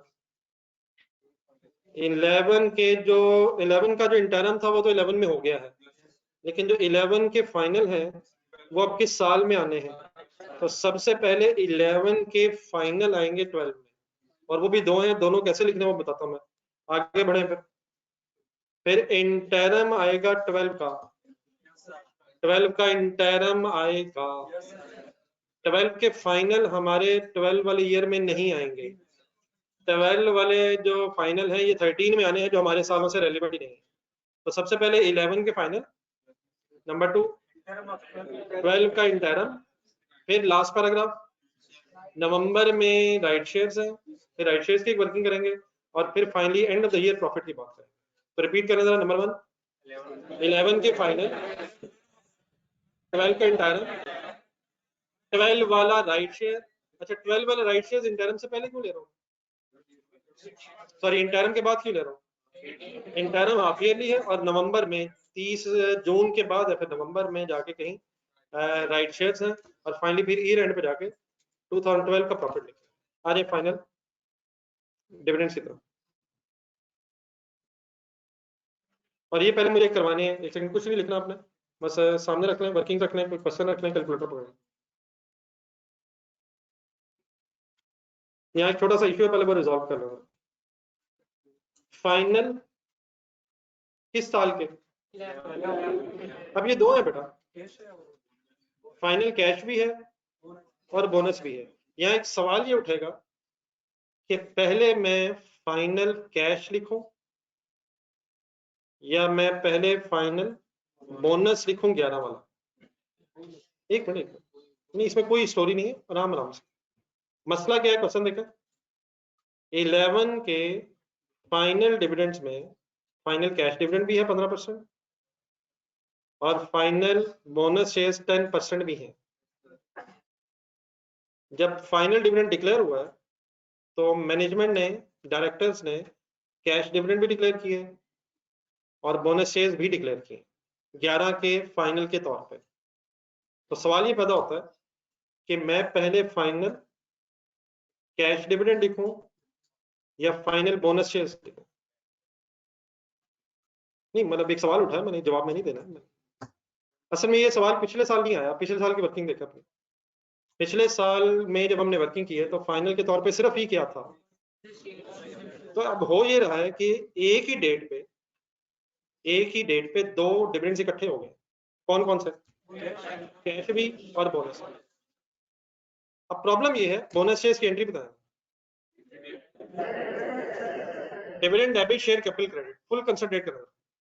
इस एंट्री से शेयर कैपिटल बढ़ जाएगा, ये डिविडेंड डेस भी होगा, लेकिन शेयर कैपिटल में क्रेडिट होने से शेयर कैपिटल बढ़ जाएगा। और कैश डिविडेंड की एंट्री क्या होती है, dividend debit payable credit. Declared की एंट्री आपने पहले ज़हन में लानी है। देखें ऊपर ऊपर ऊपर मींस पेज नंबर इसी 67 पे, ऊपर ऊपर इधर उधर इसी पेज पे सब कुछ है। कैश डिविडेंड पहले डिक्लेयर होगा फिर पे होगा। तो डिविडेंड कैश अगर मैं कहूं तो आपके ज़हन में पहले डिक्लेयर्ड की एंट्री आनी चाहिए, क्योंकि जो डिक्लेयर्ड की एंट्री है, देखिए जरा जहां पे लिखी हुई, डिक्लेयर्ड की एंट्री ने रिटेन्ड अर्निंग्स का अफेक्ट करना है। तो डिक्लेयर्ड की एंट्री है dividend debit and payable credit. अब ये जो डिविडेंड डेबिट पेएबल क्रेडिट है, इससे शेयर कैपिटल पे इफेक्ट नहीं आता। इसका इफेक्ट कहां जाना है, डिविडेंड डेबिट होकर रिटेन्ड अर्निंग्स लेस होना है, और पेएबल ने करंट लायबिलिटीज में आना। तो बोनस शेयर्स की एंट्री ने शेयर कैपिटल में क्रेडिट होना है, और कैश डिविडेंड वाली एंट्री ने पेएबल में क्रेडिट होना है, उसका शेयर कैपिटल पे इफेक्ट नहीं है। मसला ये बनेगा कि अगर मैं पहले बोनस शेयर्स लिखूं तो शेयर कैपिटल में अमाउंट आ जाएगी, और फिर मैं अगर फाइनल कैश डिविडेंड लिखूं तो थोड़े पहले ऊपर जो मैंने एक बात की है, जरा ढूंढने थोड़ी सी ऊपर जाना, पिछले साल में जब मैं इंटरम की वर्किंग कर रहा था, तो फिर इंटरम की वर्किंग करते हुए मैंने शेयर कैपिटल कैसे उठाया है, 7833 भी उठाया है और उसमें फिर प्लस किया है। तो अगर मैं बोनस शेयर्स पहले लिखूंगा, बोनस शेयर्स पहले लिखूंगा तो शेयर कैपिटल में इंक्रीज आ जाएगा, और फिर जब आप कैश डिविडेंड की वर्किंग करेंगे तो आपको शायद महसूस होगा कि शेयर कैपिटल में अब इसे ऐड होके अकॉर्डिंगली वर्किंग करनी होनी है। लेकिन अगर मैं पहले कैश डिविडेंड लिखता हूं तो कैश डिविडेंड से शेयर कैपिटल के कॉलम में कोई फर्क क्यों नहीं आना? शेयर कैपिटल में इन्हें क्रेडिट नहीं होना, तो ये एज इट इज फिगर रहेगी। फिर जब मैं बोनस शेयर्स की फिगर लिखूंगा तो ऑब्वियसली बोनस शेयर्स की फिगर जब मैं सॉल्व कर रहा हूँ तो उस वक्त भी यही शेयर कैपिटल होगा जिसकी बेस पे वर्किंग होगी। तो अगर मैं पहले कैश लिखूंगा फिर बोनस लिखूंगा तो कैश की वर्किंग भी उसी से होगी और बोनस की वर्किंग भी उसी से होगी। लेकिन अगर मैं बोनस पहले लिख लूंगा तो फिर कैश वाली वर्किंग बोनस शेयर कैपिटल के बढ़ने की वजह से अकॉर्डिंगली शायद इंक्रीज होती नजर आएगी। ये प्रॉब्लम पिछले साल में क्यों नहीं आया? तो असल इशू ये है, इसमें कोई परेशानी वाली बात नहीं है, ये इररेलेवेंट है कि मैं पहले क्या लिखूं। अगर किसी एक डेट पे एक से ज्यादा डिविडेंड्स इकट्ठे हो जाए, क्या बोला मैंने? सेम ईयर नहीं कह रहा, सेम ईयर नहीं, किसी एक डेट पे एक से ज्यादा डिविडेंड इकट्ठे हो जाए, मींस कैश भी हो जाए बोनस भी हो जाए, तो दोनों के लिए बेस कैपिटल वही होगा जो इनसे पहले है। मतलब मेरी इस बात का ये है कि मैं चाहे बोनस पहले लिखूं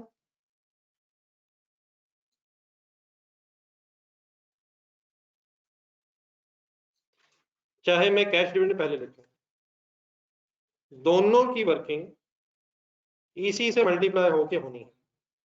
डेफिनेटली ये फिगर पहले आ जानी है अगर मैंने बोनस पहले लिखा। कौन सी वाली?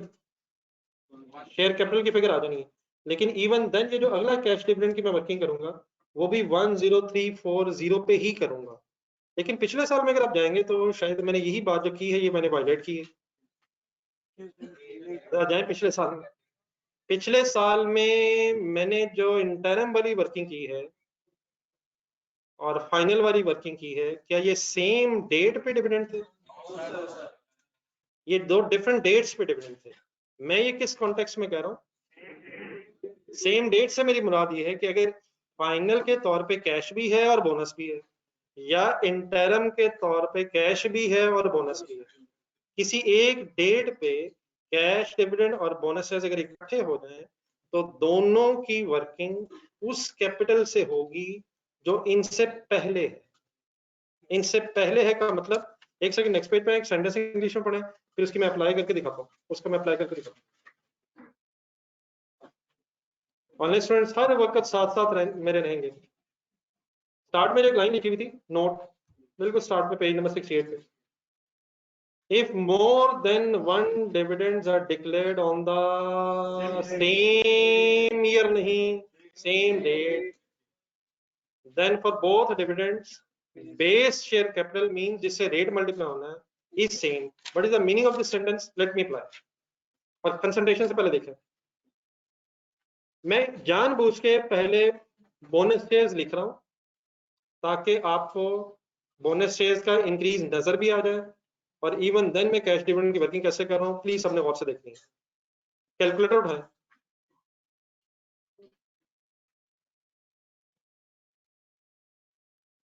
what is the amount of share capital when this bonus dividend is declared? 10340 है, वो बहस खत्म होगी, 738 वगैरह वो खत्म होगी, अब 10340 है। What is the rate of bonus shares? 10340 multiplied by 10%, answer आया 1034 की एंट्री बोलना। बस ये जो चीज है ना, ये इस चीज को ऑप्शनल नहीं समझना। मैंने कहा एंट्री बोले क्लास में 2000 बोल दें सबकी तरफ से हो जाएगी, ऐसी बात बिल्कुल नहीं है। अपनी अपनी एंट्री होगी, dividend debit share capital credit. अब कुछ बात थोड़ी सी बनी है, अक्सर हम भूल जाते हैं और महसूस ऐसे होते हैं जैसे पढ़ाई फर्ज कफाया है। फर्ज कफाई, फर्ज कफाया क्या होता है? नमाज जनाजा क्या होता है? मोहल्ले के चंद लोग अगर नमाज जनाजा पढ़ रहे तो सबकी तरफ से हो जाता है, तो पढ़ाई भी फर्ज कफाया है। क्लास के चंद लोग अगर पढ़ लें, कैलकुलेशन तो खास तौर पे अगर चंद एक भी कर लें तो सबकी तरफ से हो जाती है, और इसीलिए फिर पेपर का पास होना भी कर्ज कफाई हो जाता है, तो ऐसा बिल्कुल नहीं है, ये अपना अपना फर्ज है। What is the double entry bonus share? Dividend debit share capital credit. अब सबसे पहले हमने ढूंढना था प्रीमियम, वो बेस नहीं है नहीं है। तो 1034 लिखने के लिए मैं कहाँ गया? रिटेन्ड अर्निंग्स के कॉलम में। माइनस मैंने क्यों किया? Dividend debit share capital credit हुआ, मत लिखें मत लिखें। 1034 इधर आके मैंने प्लस कर दिया। यहाँ तक ठीक है? Dividend debit share capital credit. Let me finish. अगला डिविडेंड ढूंढे। इस डेट पे और कौन सा डिविडेंड है? अब फाइनल कैश डिविडेंड की वर्किंग करवाया। ये एक सेकंड एक सेकंड एक सेकंड, ये 11 के फाइनल कैश डिविडेंड की बात हो रही है। इसकी परसेंटेज क्या है? अब मेरा तो क्या है, बोर्ड पे देखिए वर्किंग ऐसे होनी है, 10340 प्लस 1034, और यहाँ थोड़ी देर पहले पिछले साल ऐसे ही तो हुई है।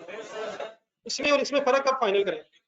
इसमें वो था एक फाइनल और फिर कुछ अर्से बाद था एक इंटरनल, तो वो डिफरेंट डेट्स पे डिविडेंड्स है। अगर डिफरेंट डेट्स हैं फिर अकॉर्डिंगली जो वर्किंग हुई है बिल्कुल ठीक है। लेकिन अगर एक ही डेट पे एक से ज्यादा फाइनल है या किसी एक डेट पे एक से ज्यादा इंटरम्स है, तो उन दोनों के लिए base share capital is same का मतलब, इवन दो कि आपको 1034 नजर आ रहा है, लेकिन मैं ये कैश डिविडेंड की वर्किंग वंस अगेन कैसे करूंगा? 10,340 multiplied by 15%। it means at the end of the day, अगर एक से ज्यादा डिविडेंड किसी सेम डेट पे है तो ये रेलिवेंट नहीं है कि आप कैश पहले लिख दें या बोनस शेयर्स पहले लिख दें। दोनों के लिए आप किस कैपिटल का बेस बनाएंगे? जो इस एडजस्टमेंट से पहले शेयर कैपिटल आ रहा होगा। उसकी बेटा वजह थोड़ी सी ये है कि यकीनन जो शेयर्स फर्दर इशू हैं इन पे भी डिविडेंड मिलना है, लेकिन ये नहीं कि आज ही दिए हैं और आज ही मिलना है। अगर फॉर एग्जांपल मैं कैश डिविडेंड की वर्किंग ऐसे करूं, तो इसका क्या मतलब होगा कि जो आज ही फर्दर बोनस शेयर्स मिलने हैं उन पे आज ही कैश डिविडेंड भी मिलना है। तो इतनी भी मासूम नहीं होती कंपनीज, यकीनन फर्दर शेयर्स पे भी डिविडेंड मिलना है, लेकिन आफ्टर देयर इश्यूएंस जब फर्दर टाइम गुजर जाएगा उसी दिन जो शेयर्स मिलने हैं उसी दिन से उन पे डिविडेंड नहीं मिलना, जब उन पे रिस्पेक्टिव टाइम पीरियड गुजरेगा फिर आगे जाके डिविडेंड मिलना है। बहरहाल ये बात अगर नहीं भी सी क्लियर हुई, वैसा आई होप के बात समझ आ गई। सबसे इंपॉर्टेंट सेंटेंस इस वक्त अब क्या हो गया है कि आपने चाहे बोनस शेयर्स हो या कैश डिविडेंड हो, सेम डेट पे अगर है तो किस कैपिटल का बेस बनाना है अपने लफ्जों में बोल देना। नहीं, ओपनिंग सही वर्ड नहीं है, जो इससे पहले है। मसलन फॉर एग्जांपल अगर कहीं आगे जाके इंटरम स्टेज पे कोई कैश डिविडेंड और बोनस इकट्ठे हो गए, तो जो भी उस इंटरम डेट से पहले हमारा शेयर कैपिटल बनता होगा उसको हम दोनों के लिए बेस बनाएंगे। तो एक दफा शायद सेंटेंस दोबारा पढ़ने पेज नंबर 68 पे, if there are more than one dividends on the same date then the base share capital is same। I hope कि आप कुछ वर्ड्स फाइनल हो जाएंगे। बहरहाल इसका बेस्ट तरीका यही है कि इसे अप्लाई करके देखा जाए। Let me complete. 10% से रेट मल्टीप्लाई जब करेंगे तो 15%, सॉरी यार सॉरी, तो आंसर आपका क्या आ जाएगा? आप काइंडली राउंड अप कीजिएगा प्लीज। 1551 है क्या? कैश डिविडेंड, कैश डिविडेंड की अमाउंट है। What is the double entry? Dividend debit और पेएबल ऑफ क्रेडिट है। बोर्ड पे देखा जरा, डिविडेंड डेबिट होके इसने रिटेन अर्निंग्स में जाना है, तो ये चला गया 1551 लेस हो गया। अब पेएबल का कोई काम हमारे इन कॉलम्स में नहीं है, ये कॉलम्स इक्विटी को रिफ्लेक्ट कर रहे हैं। पेएबल कहाँ नजर आएगा? स्टेटमेंट ऑफ फाइनेंशियल पोजीशन में करंट लायबिलिटीज में नजर आएगा, अगर वो बनानी होती, तो इस केस में हमने नहीं बनानी है। तो इस केस में आपको सिर्फ कौन सा फैक्ट नजर आएगा? डिविडेंड डेबिट वाला नजर आएगा रिटेन्ड अर्निंग्स में। देयरफॉर फिर ऑब्वियसली ये टोटल के कॉलम में भी फिगर चली जाएगी, और जो बोनस वाली अमाउंट लिखी है वो टोटल में क्यों नहीं जाएगी? क्योंकि उसका नेट इफेक्ट जीरो हो गया। सब कुछ अब क्लियर हो गया? प्लीज लिखिए।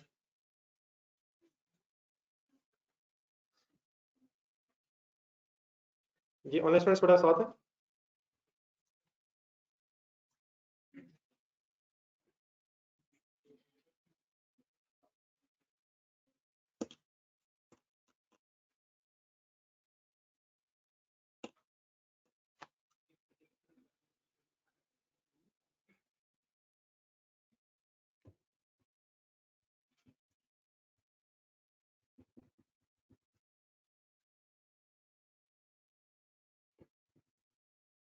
Any confusion anywhere?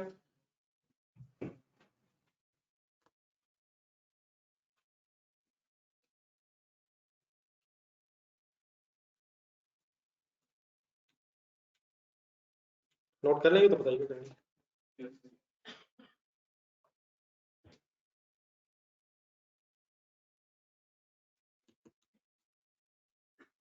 ये पेड की अपनी लिमिट्स है, लॉ में डेट स्पेसिफाइड है, मैक्सिमम नेक्स्ट 12 मंथ्स में इसने पे होना होता है, therefore it is a current liability.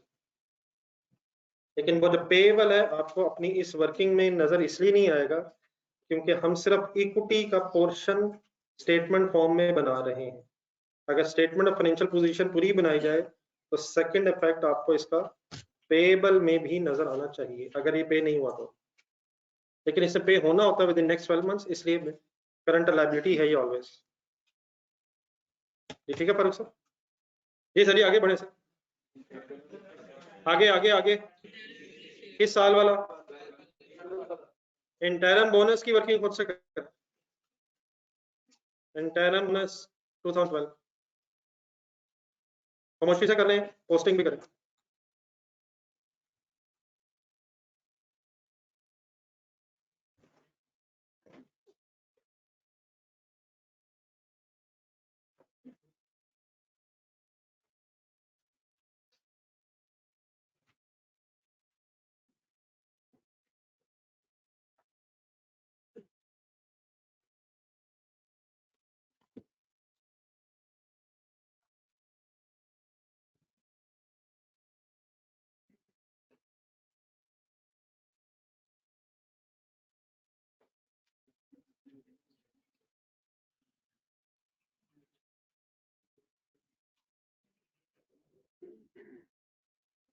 ये होगी करवाएं वर्किंग 10 प्लस, आपकी प्लस करवा दी है, डिफरेंट डेट्स है, मिडिल ऑफ द ईयर तक जब आए तो आप बोनस शेयर्स फर्दर फाइनल वाले इशू होने के बाद जो फाइनल फिगर आएगी। क्लियर हो गया? इनको रेट क्या, सॉरी रेट बताइए 5%। बट अब प्लीज राइट शेयर्स ढूंढे जी, राइट शेयर्स ढूंढे। एक भाई ने कहा राइट शेयर्स की वर्किंग वाले क्यों नहीं की, reason reason reason reason. Hasan साहब ये जो इंटरम है प्लीज टेबल के नीचे लाइन पढ़े, ये हाफ ईयरली रिजल्ट्स है, हाफ ईयरली का मतलब इस क्वेश्चन के मुताबिक होगा 30 जून और 30 नवंबर पे राइट शेयर्स इशू हो रहे हैं। ठीक है हसन साहब, प्लीज मिस्टर हसन ये अमाउंट बताइए। Double entry, dividend debit, share capital credit, चलते हैं नेक्स्ट बताएं। अब कॉन्सेप्टली स्पीकिंग तकरीबन हम साल के मिड में आ गए हैं, इंटरम बोनस शेयर्स की फिगर लिख के हम तकरीबन मिडिल ऑफ द ईयर पे खड़े हैं, तो मिडिल से आगे जाए। अब राइट शेयर्स रास्ते में पड़ेंगे नवंबर में, नेक्स्ट लाइन लिखें इश्यू ऑफ राइट शेयर्स।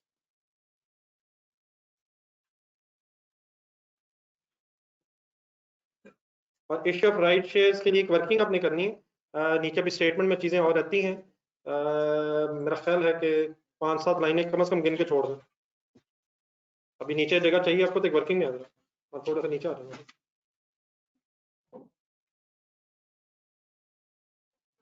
कुछ लाइनें छोड़ के स्पेस रख के हेडिंग लिखे नीचे आके वर्किंग्स में issue of shares, issue of right shares. देखो चीजें प्लीज छोटी छोटी ही फाइनल करें, इन्होंने बहुत ज्यादा आगे जाके यूज हो जाना है, मुसलसल यूज होते रहना है। इश्यू ऑफ राइट शेयर्स की वर्किंग पहले अगर देखेंगे तो बात बनेगी।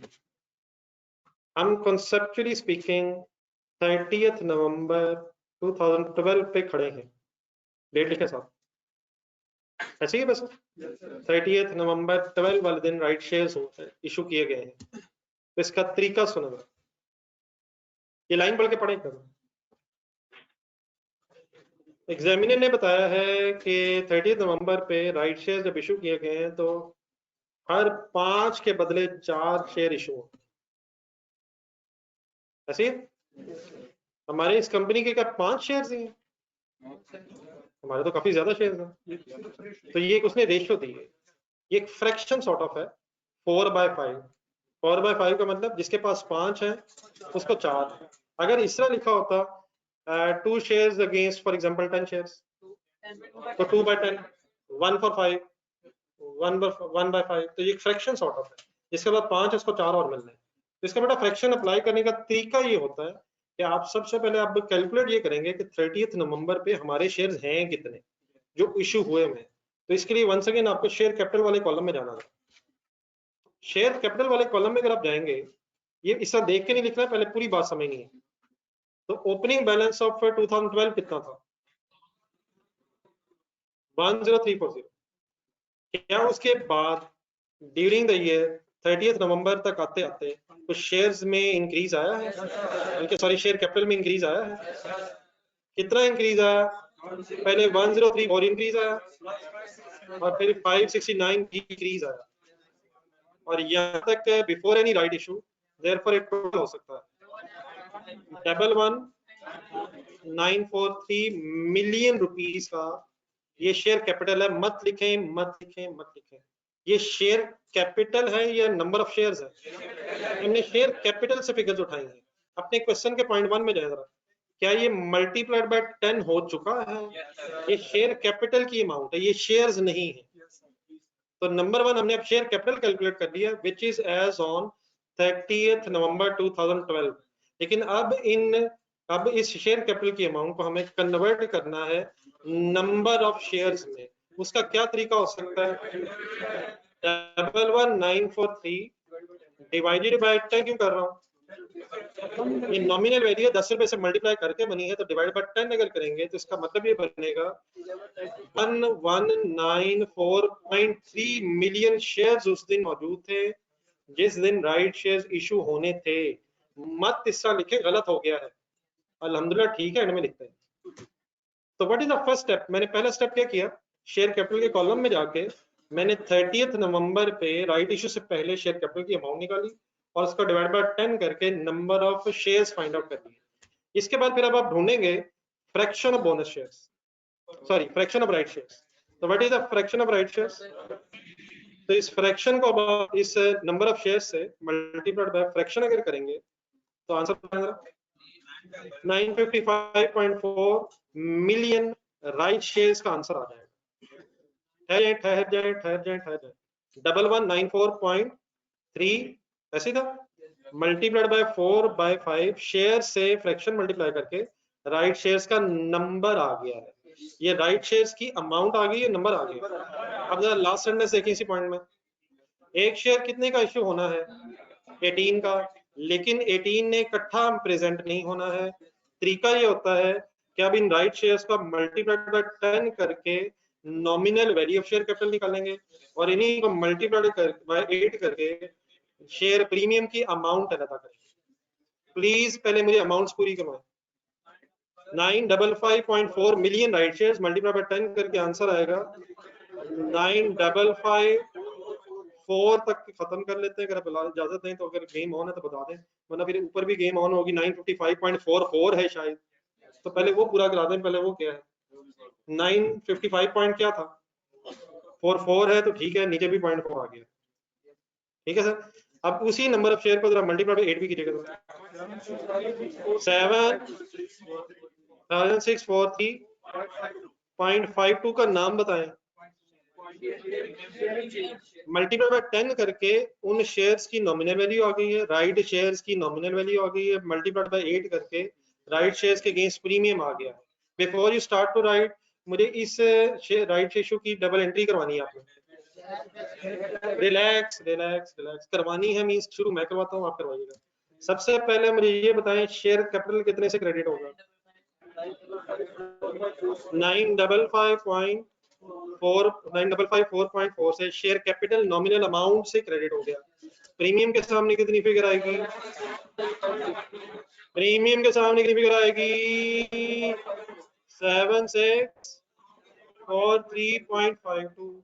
कैलकुलेटर उठाए, कैश टोटल भी हो जाएगा और सिंपली मल्टीप्लाई बाय 18 ऊपर भी हो सकता है। तो इन दोनों को सम कर लें, 10 8 को, या सीधा 18 से मल्टीप्लाई करें, करके देखें जरा कर।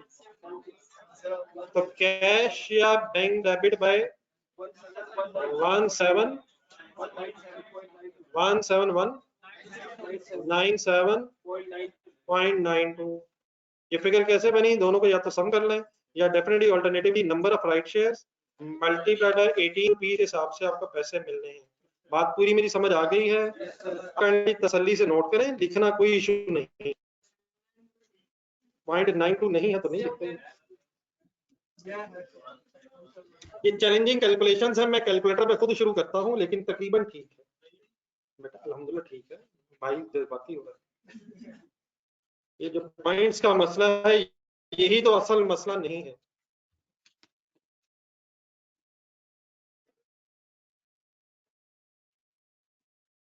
जी ऑनलाइन स्टूडेंट्स थोड़ा सा था।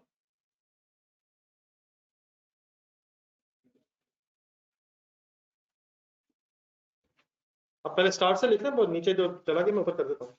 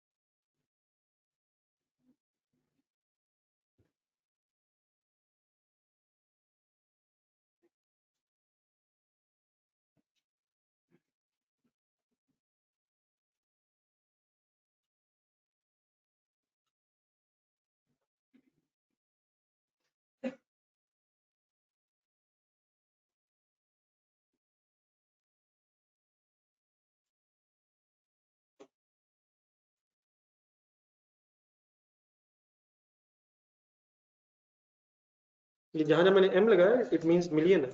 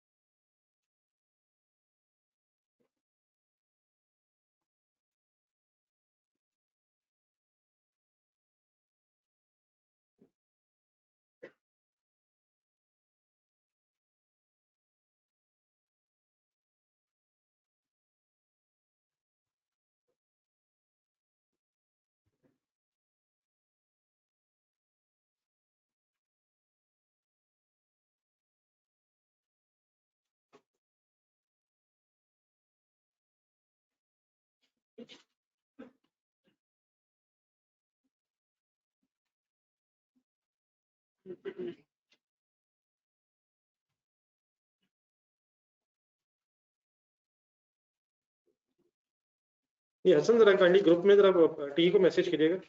मेरा ख्याल है आपको पीडीएफ में बुक सारी शेयर हुई भी है, अगर नहीं हुई तो जरा काइंडली टी को मैसेज करना, उसको ग्रुप में मैसेज कीजिएगा। अगर कल तक मसला हल ना हो फिर बताइए।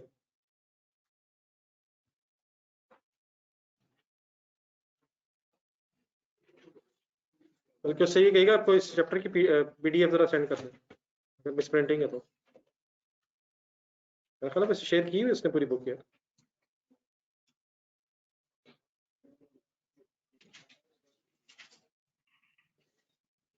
फैसल यार फिर वही मजाक शुरू कर दिए यार, अगर राइट शेयर पहले आ जाता इन टर्म से तो यकीन मार फैसल फिर वही होता जो नेक्स्ट क्वेश्चन में होगा।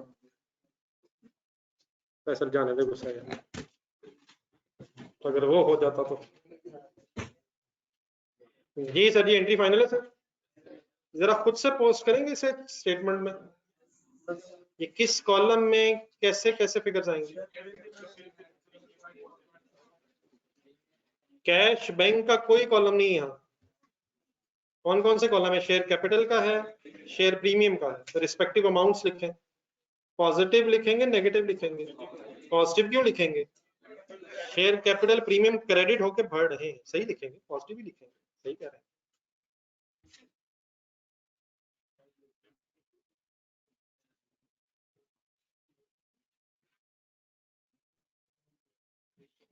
तो issue of right shares, share capital में फिगर आ गई 955,4.4, और शेयर प्रीमियम में आ गई 7643.43.52। और टोटल में वही पैसे आ जाएगा 197.9। टोटल ठीक हो गया आपका? ये आगे बढ़िए वाइंड अप करें। फाइनली आ गया प्रॉफिट आफ्टर टैक्स किस साल वाला? 12 वाला। किस कॉलम में? 5090 ढूंढे रिस्पेक्टिवली पॉइंट नंबर 2 में। 5090 काइंडली बोर्ड से देख के नहीं लिखना, ढूंढने कहाँ है, पर्सन ढूंढना करा।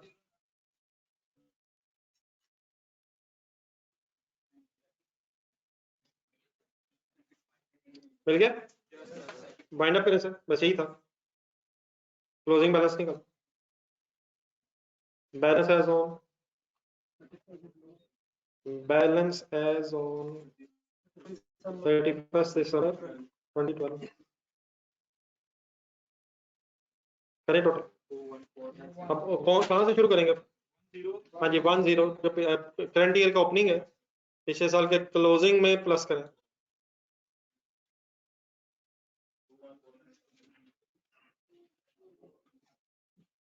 टू 497.4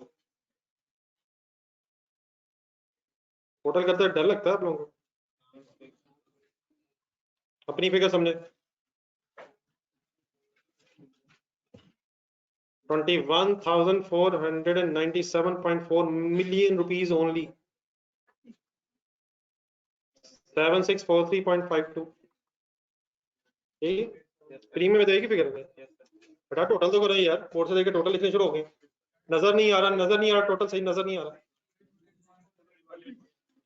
नहीं फिगर में गलती है, बता दें अगर गलती है। नहीं पहली फिगर ठीक है, ये दो फिगर ठीक है, चेक करना जरा मैं, ठीक है। थर्ड फिगर 8881, ये ओपनिंग से क्लोजिंग तक आना है यार, आपको पता है कैसे आना है? प्लस माइनस हो रहा है यार फिगर से। Final total 3801.92।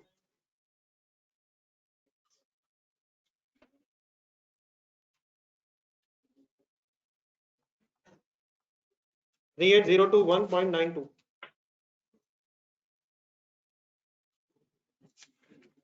डन। सारी घड़ियां देखें जहां जहां है और पेज नंबर ढूंढना है 283।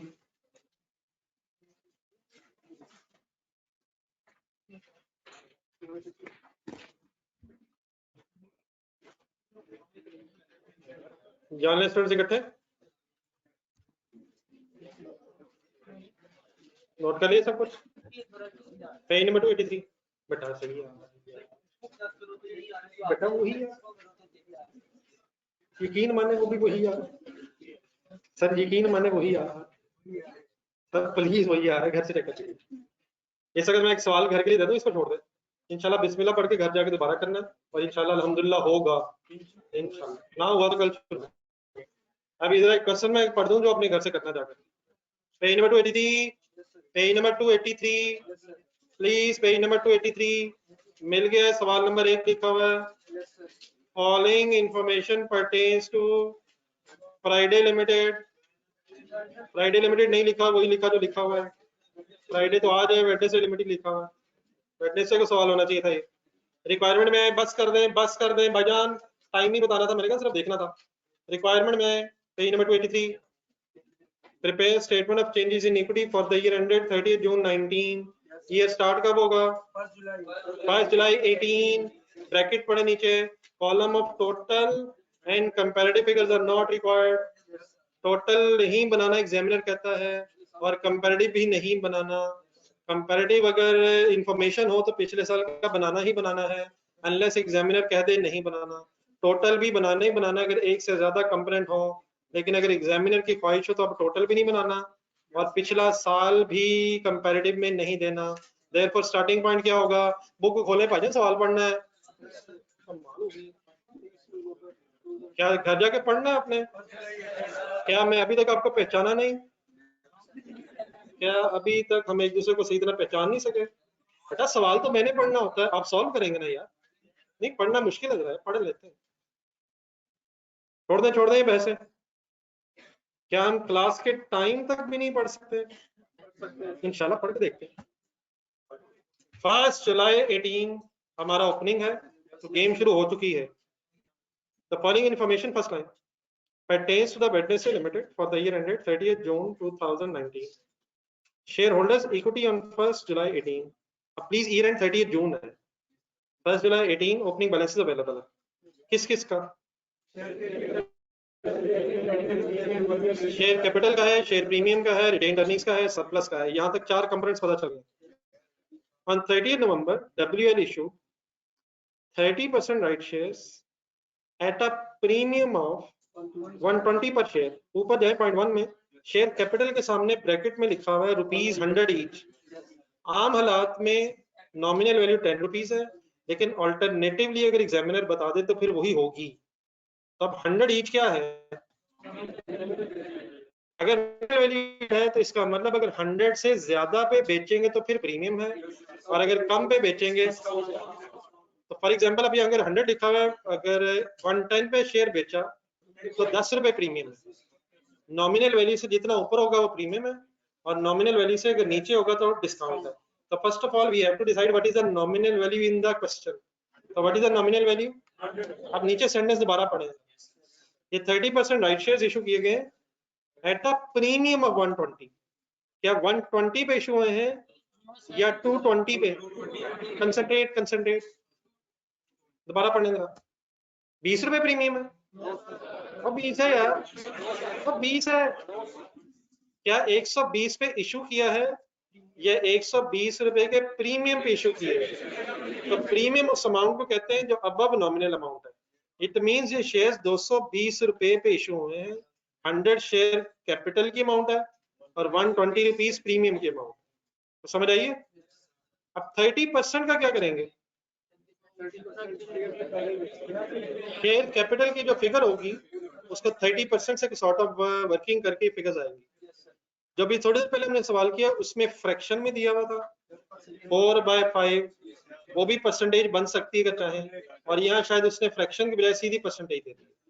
पॉइंट नंबर 2 में, सॉरी 3 में वही डिविडेंड्स है, और इसकी कोई जरूरत नहीं, आपको पता है। इंटरम के साथ स्टार है ऊपर टेबल में, नीचे जाए जरा टेबल के नीचे, वो हाफ ईयरली रिजल्ट्स वाली बात है।